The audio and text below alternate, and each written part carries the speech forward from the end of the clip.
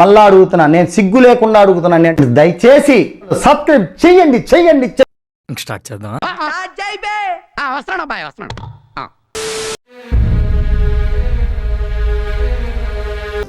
Party లేదా Pushpa? Party ఉంది పుష్ప. అడొస్తాడు అమర్నాథ్ గడు.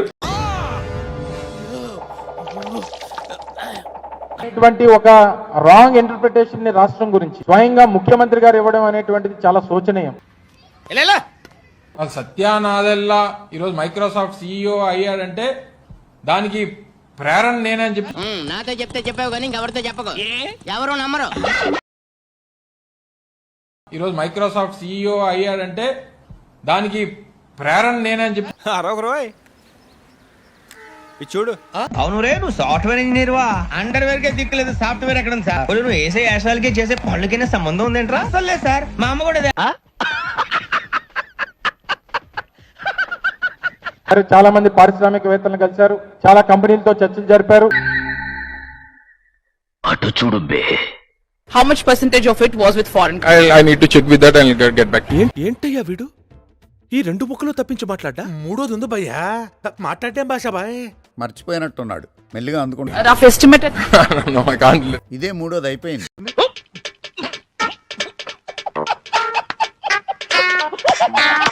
చివరికి మీరు 4 రోజుల్లో సాధించింది, మీరు ఖర్చు పెట్టినటువంటి ఖర్చు, మీ తాలూకా పర్యటన, మీ తాలూకా publicity stunts. Batter weak publicity పీకు.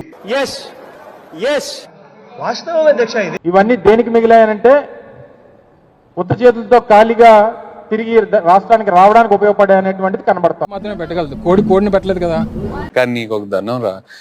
ఇప్పుడే ఆంధ్రప్రదేశ్ లో కోడి గుడ్డి పెట్టింది, దాని కోడి పెట్ట కింద మార్చడానికి టైం పడుతుంది. రామచంద్ర ఈడు ఓరాక్షన్ భరించలేకపోతున్నాను రా. లేదా పత్రికా ప్రకటనలో గాని ముఖ్యమంత్రి గారితో మాట్లాడినటువంటి పారిశ్రామికవేత్తలు గాని కంపెనీలు గాని చెప్పినవి ఏంటంటే ఆలోచిస్తాం, చర్చిస్తాం, చూస్తాం. ఎవరు చెప్పారు? ఎవరో చెప్తే నమ్ముతా నేను? వాళ్ళే చెప్పారు. కర్మరా బాబు. ముఖ్యమంత్రి గారితో చెప్పినటువంటి మాటలు. ఒక పెద్ద కంపెనీని మన రాష్ట్రానికి పెట్టుబడి పెట్టమని చెప్పి రిక్వెస్ట్ చేసినప్పుడన్నా సహజంగా వాళ్ళు అనేది ఏంటంటే ప్రయత్నం చేస్తామంటాం. అదే మీకు కూడా చెప్పారు. అదెవరు చెప్పారు? అదెవరో చెప్తే నమ్ముతా నేను? వాళ్ళే చెప్పారు. వీడు తింగరమాలోకం. మీరు మీ తాలూకా యువరాజు అక్కడ కూడా వెళ్ళి ఆయన ముఖ్యమంత్రి అయిపోవాలి, ప్రధానమంత్రి అయిపోవాలి, ఉప ముఖ్యమంత్రి అయిపోవాలి, అక్కడ కూడా అవే ప్రసంగాలు. ఫ్యూచర్ ఉంది.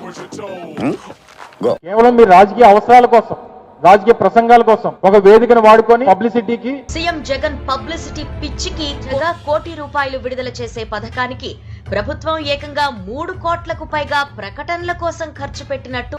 ఇప్పుడు ఎక్కడ కొట్టాలరా నిన్ను? కొట్టకుండా పనే మార్గం లేదా? ఉంది. ఎన్నో సంవత్సరాలుగా గతంలో మేము వెళ్ళిన తర్వాత కూడా వెళ్ళొచ్చినప్పుడు చెప్పాం, చాలా మందితో చర్చించాం, 3-4 MOUలు చేసుకున్నాం. బొబ్బట్ల గురించి చేసుకున్న ఎంఓయూ.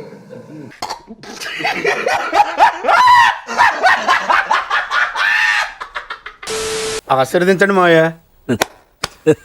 రాష్ట్రానికి మీరు అన్యాయం చేసినటువంటి సందర్భాన్ని ఈరోజు మీ ద్వారా ప్రజలకు తెలియజేస్తా ఉన్నాం. చెప్పు, ఏదో ఒక్కటి చెప్పు. ఇంకోటి కూడా ఉంది, పచ్చళ్ళు అప్పడాలు. ఇది ఒక ఎంఓయూ.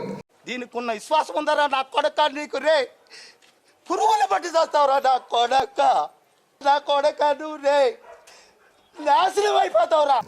ఇంకోటి అధ్యక్ష, మనం బిర్యానీలో అట్లా వేసుకుంటాం కదా అధ్యక్ష, అల్లం వెల్లుల్లి పేస్ట్, జింజర్ గార్లిక్ పేస్ట్.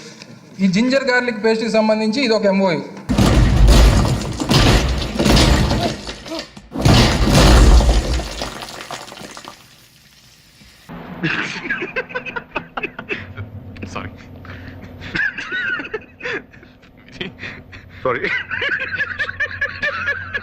తర్వాత జరిగినటువంటి MOUల్ని గ్రౌండ్ చేశాం, ప్రాజెక్టులు నడుస్తా ఉన్నాయి. నేను నమ్మదురా, అడుగు తిరు. మీరు చేసింది నిన్న వెళ్ళి చేసింది ఏంటంటే JSW జిందాల్ వారు రాష్ట్రంలో పెట్టాల్సినటువంటి 3.5 లక్షల కోట్ల రూపాయల పెట్టుబడుల్ని మీరు పెట్టకుండా వాళ్ళు తగిలేశారు. Flash back. 13 లక్షల కోట్ల రూపాయలు, 6 లక్షల పైసలకు ఉద్యోగాలు. 13 లక్షల కోట్లు తెచ్చాం. కోట్లు అంటే ఏంట్రా?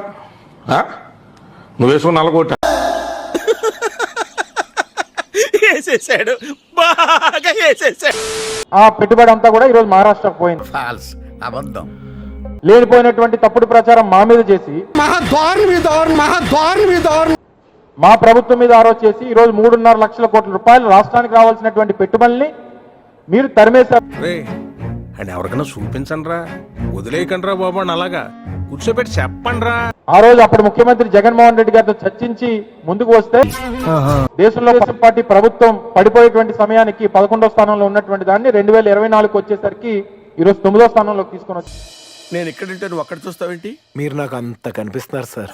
ఇంత బబుల్ గమ్లో ఇంత పొడుగున్నట్టు నాలో ఎంతో ఉంది, నువ్వు కొంత చూసావు.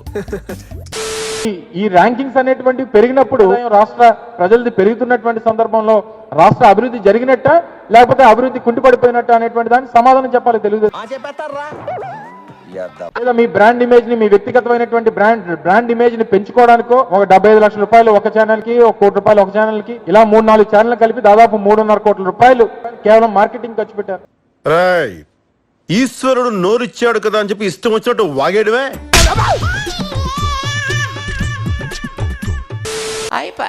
చూడటం కాదండి, మీరు చెయ్యాలంతే. మీరు ట్రై చేస్తారన్నారంటే అది ఓకే అయిపోయినట్టే.